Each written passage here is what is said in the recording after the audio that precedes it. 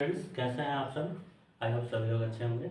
तो आज हम लोग डिस्कस करने वाले हैं third application of dimensional analysis. इससे पिछले वीडियोस में हमने second application of dimensional analysis discuss किया था।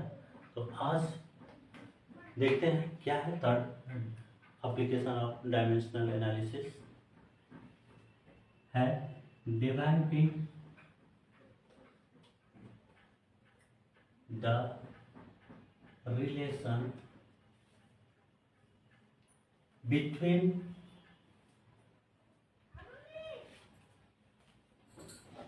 physical quantities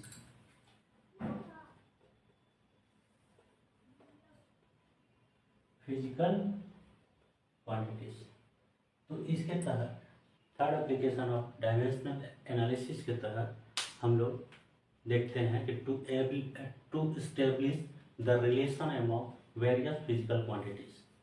ठीक है, तो यही है deriving the relation between physical quantities using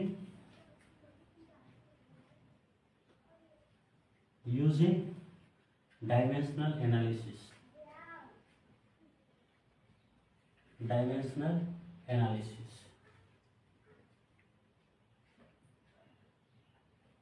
clear है।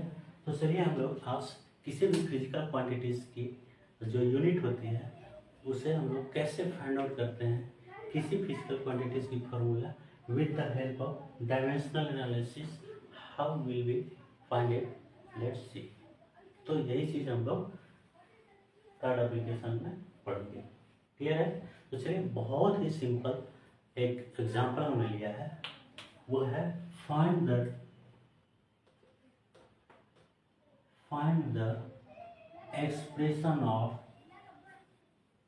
the expression for if given है force that is F act on a particle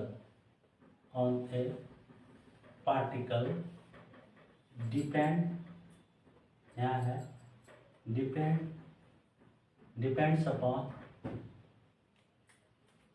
mass of a particle, mass that is m, और second है it depends upon acceleration of particle that is a, small a लिखेंगे। तो ये चीज हम लोग को गिवन है कि एक जो है वो फोर्स है किसी पार्टिकल पे एक्ट कर रहा है, वो किस चीज पे डिपेंड करता है, मास पर एंड एक्सेलरेशन। ओके, हम लोग आगे बढ़ेंगे।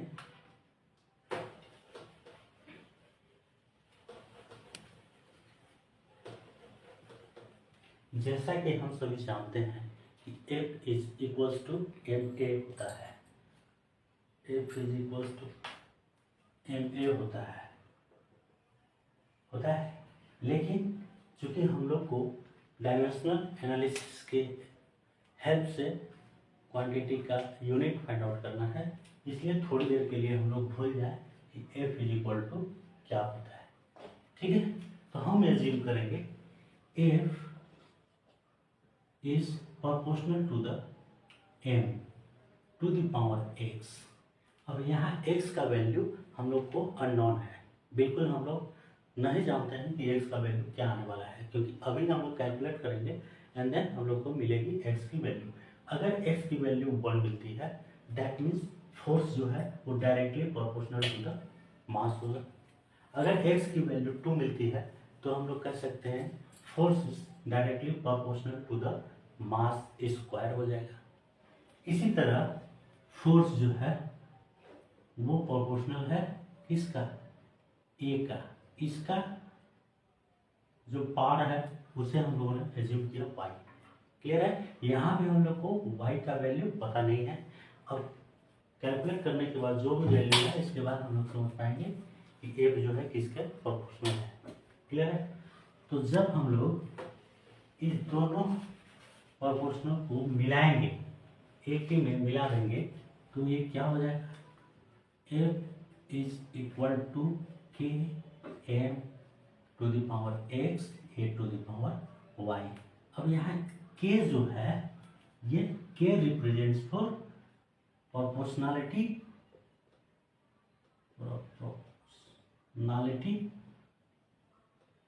कांस्टेंट। k जो होता है प्रोपोर्शनैलिटी कांस्टेंट होता है और ये भी डायमेंशन लेस होता है, डायमेंशन लेस। k जो होता है डायमेंशन लेस प्रोपोर्शनैलिटी कांस्टेंट होता है और m to the power x और a to the power y हमने लिख दिया। ठीक है। अब चूंकि इससे पहले वाले application, first application of dimensional analysis में हम लोगों ने स्टडी की है कि to correctness of any equation हम लोग जो है dimension on LHS and dimension of on RHS दोनों it has to be same.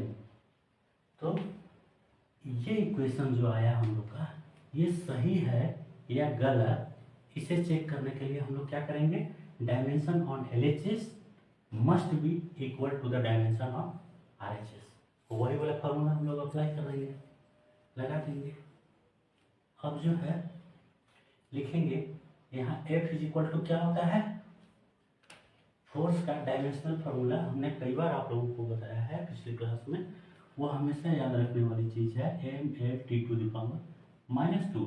तो हम लोग f की जगह पे लिख देंगे ml t to the power -2 होती है।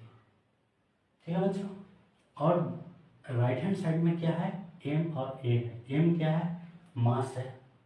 इधर राइट हैंड साइड में हम लोग मास लिखेंगे, मास का डायमेंशन क्या हो जाएगा, m हो जाएगा। टू द पावर x है तो x लिख देंगे। और यहाँ a क्या है, एक्सेलरेशन। तो एक्सेलरेशन का फॉर्मूला क्या होता है, एक्सेलरेशन को हिंदी में त्वरण कहते हैं। तो इसका क्या होता है, acceleration equal to L upon t square. अब t जो ऊपर जाकर L टू द पावर -2 हो जाता है। तो यहाँ एक्सेलरेशन का फॉर्मूला हम यहाँ बैठा देंगे L t to the power -2 और ये y जो का क्यों एज इट इज हमने रख दिया। अब ये दोनों टर्म का जैसा कि हम लोगों ने चेक किया है कि किसी भी इक्वेशन को की करेक्टनेस को चेक करने के लिए दोनों तरफ के डायमेंशन को, dimension on LHS must be equal to the dimension of RHS होना चाहिए। तो अब हम लोग देखते हैं यहाँ m है, कुछ भी नहीं है तो 1 है, l है 1 है, l कुछ भी नहीं है तो 1 है। अब हम लोग देखेंगे बेस से बेस को इक्वेट करेंगे, mass to the power m to the power 1 is equal to the m to the power क्या हो गया है x। तो x इज इक्वल टू क्या हो जाएगा 1। तो इस तरह हम लोग को x की वैल्यू मिल गई, क्या मिली 1 मिली बच्चों। इसी तरह l से l को इक्वेट करेंगे तो यहाँ l to the power 1 is equal to l to the power u by l पर आ जाएगा। तो ऐसे हम लोग लिख सकते हैं। अब y टू द पावर क्या हो जाएगा, y इज इक्वल्स टू क्या हो जाएगा 1। इस तरह y का भी वैल्यू हम लोग को मिल गया। अब t का भी देखेंगे तो t to the power -2 is equal to t to the power यहाँ -2y है तो t कैंसिल आउट हो जाएगा। अब यहाँ y इज इक्वल टू क्या हो जाएगा 1। तो इस तरह हम लोग को वैल्यू x का 1 y का 1 मिल गया। तो हम लोग लिख सकते हैं easily f is equal to k m1 a1। ठीक है, इस तरह हम लोग लिख सकते हैं। अब k जो है ये डायमेंशनल एनालिसिस का लिमिट होता है कि k का वैल्यू चूंकि डायमेंशनलेस ये है प्रोपोर्शनैलिटी कांस्टेंट, इसलिए इसका वैल्यू वो नहीं निकाल पाता है। लेकिन फिर भी इसको एक्सपेरिमेंटली जनरलाइज किया गया है कि k का वैल्यू 1 होता है और इसलिए हम लोग इजीली लिख सकेंगे f is equal to ma। ठीक है, k का वैल्यू जो है ये लिमिट है डायमेंशनल एनालिसिस में जो वो वैल्यू नहीं बता पाता है, लेकिन इसको एक्सपेरिमेंटली जनरलाइज किया गया है कि k इज इक्वल टू 1। तो 1 का वैल्यू होगा दैट मीन्स एम ए हो जाएगा। तो यही चीज़ है, यही हम लोग को third and last application of dimensional analysis discuss करना है। क्लियर है? I believe that there should be no problem up to this point. Clear है? तो okay then, bye for right now, and I will meet in the next videos with another topic.